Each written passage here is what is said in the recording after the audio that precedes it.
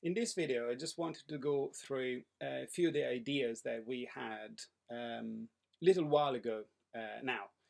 So the idea came from the difference between two training sessions. One training session was my recovery bike ride, couple of hours in a faster state. So is medium to low pace and just maintaining that pace normally from fasted from the day before.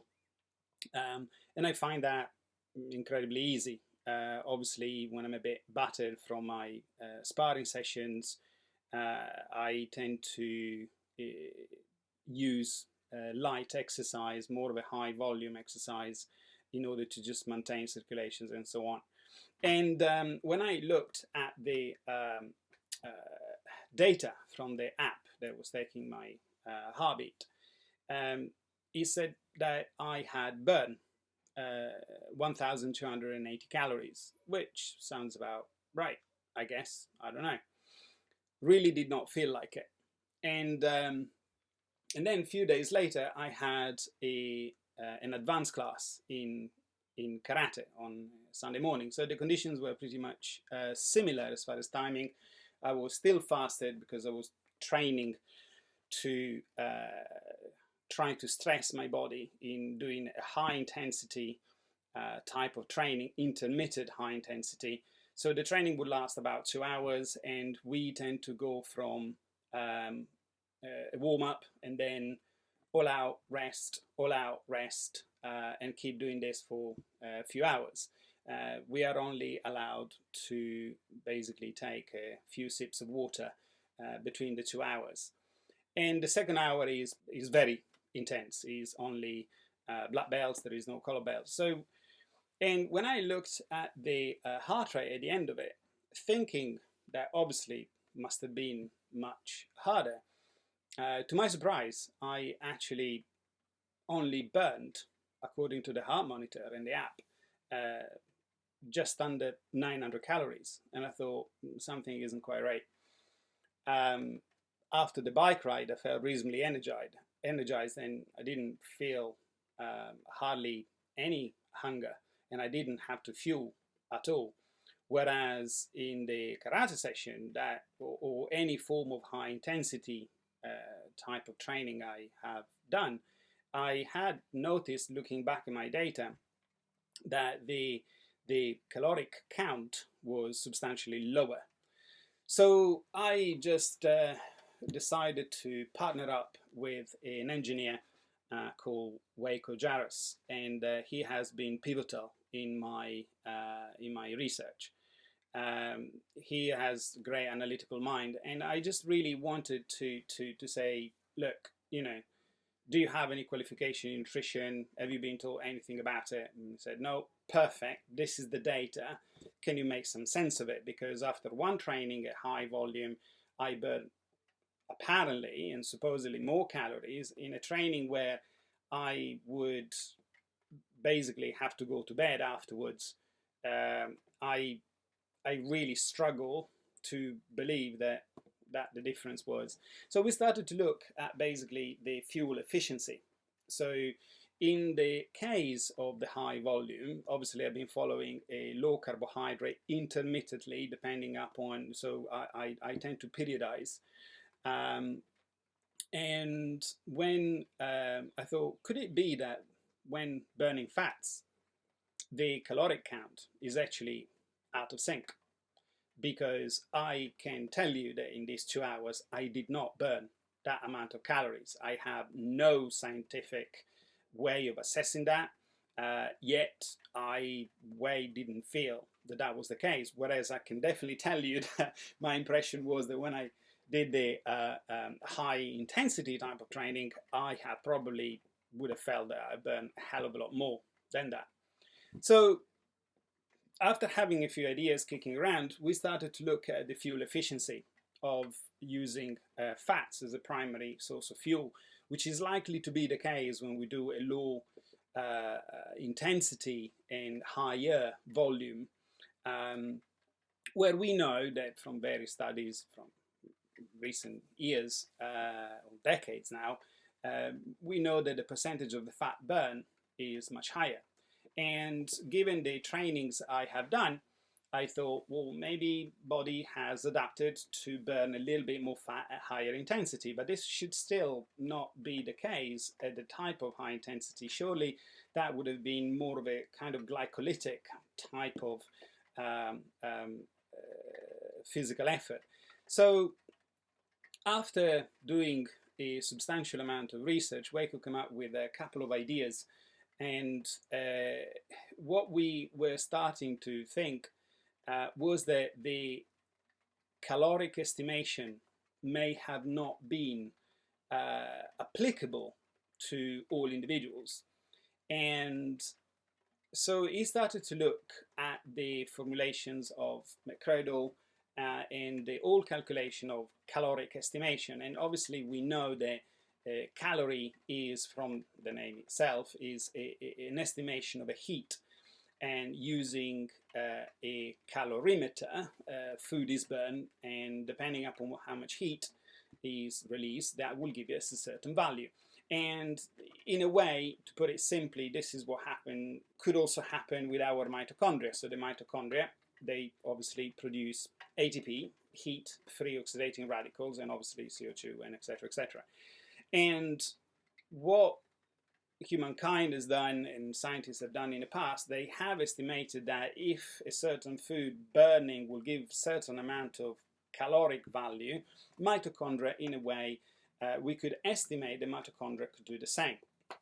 Now, what was really interesting that came to us once again, a bit of a surprise, was the fact that when we change the fuel and the substrate that we use, our fueling system works differently, and a bigger proportion of one or the other one can be used. So for example, if someone in the diet has predominantly carbohydrates and the vast majority of their energy is taken from carbohydrates, then the percentage of carbohydrate versus fat used is more leaning towards the carbohydrate, so the more kind of glycolytic and glucose reservoirs.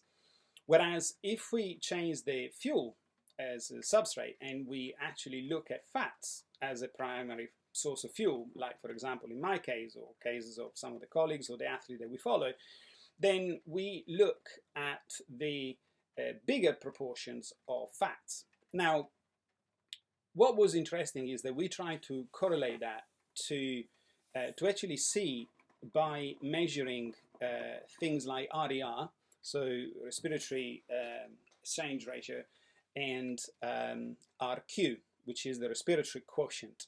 The two are reasonably similar, but I'm sure that you can find out what the difference just by searching that on the internet. And interestingly, some work has been done in relating RQ, so the respiratory quotient, to the FQ, which is the food quotient.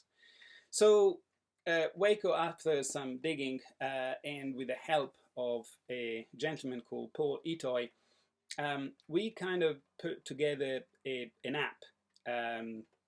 This is all their hard work, where we have a certain caloric estimation when someone has a high FQ, food quotient, so over a certain amount of carbohydrates and with a low level of fats from the diet, the FQ, so the food quotient, will increase, namely around 0.85. And on the other hand, when we have food quotient that is low, so primarily the person is fueling with fat and there are low levels of carbohydrate, the food quotient will actually drop substantially. And this can be reflected also, for example, I'm sure you might have come across tests that they measure the differences between the fuels burn and the stress response, so under exercise. So there is I don't know, maybe a treadmill or a bike, the person is put on the bike and the resistance is increased or the inclination is increased, And we actually start to see that the respiratory quotient to start with is around 0.7 something. And then as they go more and more towards lactic acid threshold and anaerobic type of high or higher intensity type of physical effort, the number grows all the way to 1. So and this basically measures the rate between oxygen and CO2. The formula is CO2 divided by the oxygen. So we thought, well, would it be possible to actually redefine the total energetic estimation? And this is what we set up to do. So depending upon the food that someone would have, depending upon the proportion and the quantity, especially of carbohydrates and fats, we can estimate the caloric value, but we call it energetic value rather than caloric value. In our view, according to our preliminary test, much better. We know that people on a low carbohydrate, high fat diet, they may end up being hyper energetic as far as the uptake if they consider a normal caloric estimation. So for example, for my age, my weight, my physical activity, I had been estimated 2,200 kilocalories a day without exercise. Then and I noticed that was, in my view, kind of pushing it a bit. So was it the type of approach, the dietary approach, making me less hungry, or just my body did not actually need anymore? And there could definitely be a mix of both. So I try to maintain constant in myself, in the people that we have tested, the level of calories as maintained as calories, so with a caloric calculation. And to our surprise was quite interesting, because some of the people started to express a state of slightly overfeed, and that would tie in with the type of investigation that we have been doing, and where the caloric estimation but the true energetic estimation may be substantially different. This kind of figure seemingly goes from around 10 to 20% difference. So for me, at 2,200, I could be quite happily have anything between 220 or 440 calories less per day in order to maintain my current body weight and structure. And so what would I actually need to maintain my basal metabolic rate? This is something that was very interesting. We ran a past few ideas with Dr. Tommy Wood, and soon I will consult also Dr. Daniel Plews, one of my colleagues that we have collaborated on a paper, and obviously Dr. Justin Robbins from Anglia University. This kind of struck truth to me, because I see also often people on a ketogenic diet, perhaps not a great approach to a ketogenic diet, where it is true that they maintain the carbohydrate low, but unfortunately they way overdoing with the fat, normally with fatty drinks or extra fats. And despite the ketones could go up, unless they obviously specifically need ketones, this is a completely different matter. Normally there is a very strong hyper energetic intake, because when they approach that specific dietary regime, they may not realize that due to specific advantages within the metabolism relative to burning a higher proportion of fatty acids for energy and ketones, they may have and may require quite a lot less of caloric value.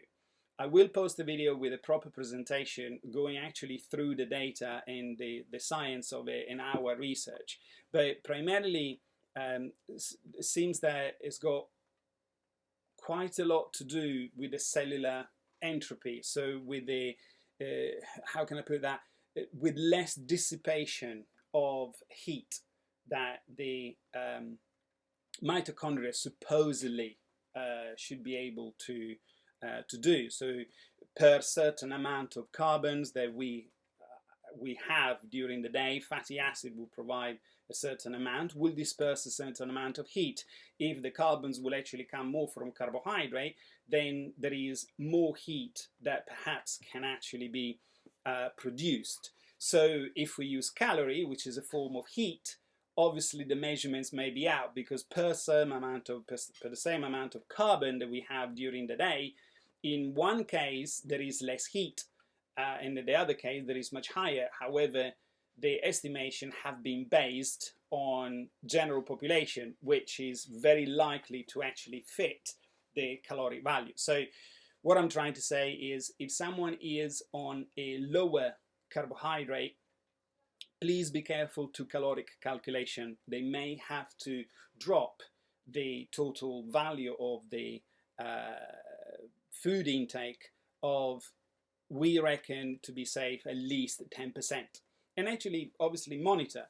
And what was interesting is that in the people that they were on a low carbohydrate and higher fat diet, and then went substantially over the we call it relative energetic estimation, so they still use the calories and some, eventually blood glucose started to go up. And this is when people got really confused, because they started to count the carbs, and they were doing perhaps 50 or 45, and they were going down to 40, they were going down to 35, and you think, dude, if your body cannot dispose of 5 or 10 carbohydrates more or less the day before, personally I think your body metabolically has other troubles. Because obviously, if you think about it, how much of a 5-10 grams of carbohydrates, 10 to 12 hours to dispose them, that there is something not quite right there. So so I just wanted to leave you with this, and just make sure that you have a prompt. We are building this app and we are testing it right now, and we have a few scientists trying to stress the actual ideas. And I just want to also to make clear that we don't have anything to sell. So we just want to find out a very good way to estimate energy requirements. At this moment in time, we are also evaluating different models of energetic estimation. One is more of the constraint model. So given a certain amount of expenditure, we don't need to constantly add depending upon the activity, but the body will start to become more efficient, and at a certain point then the total value of the energy, this is going to be as such. So it's just the body becoming more efficient. Whereas the other one is in addition. So there is a basal metabolic rate, and anything you do on top can be added. So for example, my metabolic rate is 2,200 kilocalories estimation. Then if I do a certain training, for example, I need to add the training. Well, I did quite a bit of research on that quite a few years ago, and neither of the two models actually seems to be as precise as we can think of. So I think through optimizing the body, we may need less calories than what we think during exercise, especially when approaching through low carbohydrate and high fat diet. Needless to say, when people engage in physical activity that is more glycolytic, even though they may burn a slightly higher proportion of fats, I just want to make sure that the person will still consider that part to be perhaps fed correctly, and sometimes this will involve a slightly higher level of carbs. This is how often I refeed. So Okay, so I just wanted to make you aware of this project. This is really, really exciting because hopefully we will launch it in a kind of an app.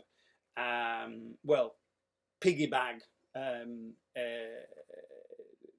to an app where these calculations will be intrinsic to the app already. So people don't have to stay there and calculate things and mess around with stuff. And all they will need to pay attention is, given a certain amount of carbohydrate, these will be actually the fat they would need in order to maintain the body at optimal functioning with the correct energetic estimation and intake. I hope this will give you guys some idea, and I'll catch you later. Bye bye.